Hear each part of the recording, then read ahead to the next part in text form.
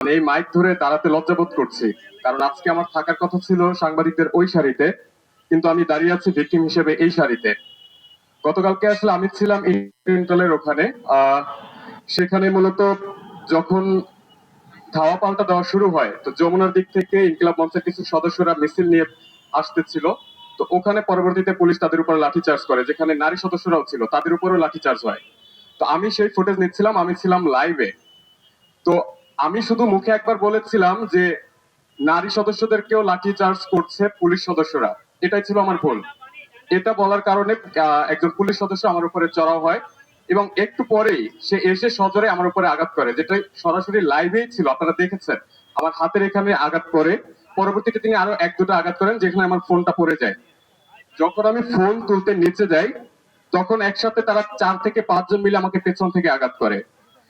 এখন পরবর্তীতে ডিসি মাসুদ সাহেব ওখানে আসে, আমরা তাকে পেয়ে তার কাছে যাই, কারণ এর আগে তিনি মাঝে মাঝেই আমাদেরকে সহযোগিতা করেছেন, আমরা অস্বীকার করি না। কিন্তু কালকে যখন তার কাছে আমরা বললাম যে আমাদের উপরে আঘাত করা হয়েছে এবং সেটা ইন্টেনশনালি তার আঘাত করেছে, সেটা তিনি এড়িয়ে গেলেন, তিনি কোনো কথাই বললেন না, কোনো জবাব দিলেন না। পাশাপাশি তিনি থাকা অবস্থায় আরেকজন পুলিশ সদস্য আমাদেরকে গলা ধাক্কা দিয়ে বের করে দিল। সেটির ফুটেজও আপনারা হয়তোবা সোশ্যাল মিডিয়ায় দেখে থাকবেন। তার সামনে থেকে, মানে সে উপস্থিত থাকা অবস্থায় যদি একজন পুলিশ সদস্য আবারও গলা ধাক্কা দিয়ে বের করে দেয়, তাহলে এটা তো পূর্ব পরিকল্পিত ছাড়া কিছু হতে পারে না।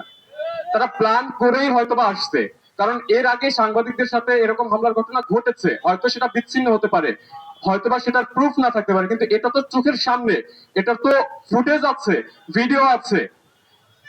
এবং যমুনা টিভি এবং স্টার নিউজের ফুটেজে আপনারা স্পষ্ট দেখতে পাবেন যে আমার উপরে কিভাবে হামলা হয়েছিল।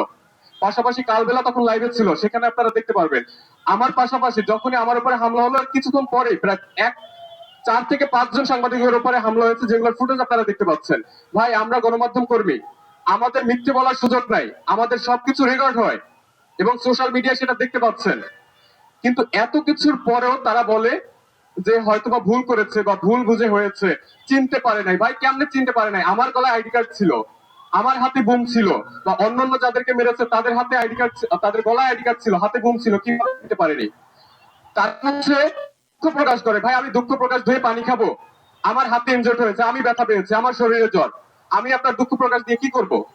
এর আগেও তারা, মানে যতবারই গণমাধ্যমের উপরে তারা এই ধরনের ঘটনা ঘটায়, দুঃখ প্রকাশ কিংবা ছোট একটা বিবৃতির মাধ্যমে দায় এড়িয়ে যায়। এটা দিয়ে আমরা করবোটা কি?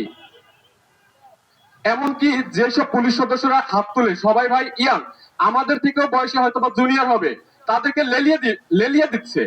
সিনিয়রদের অনুমতি ছাড়া তারা কাউকে মারবে, এটা আমরা বিশ্বাস করি না।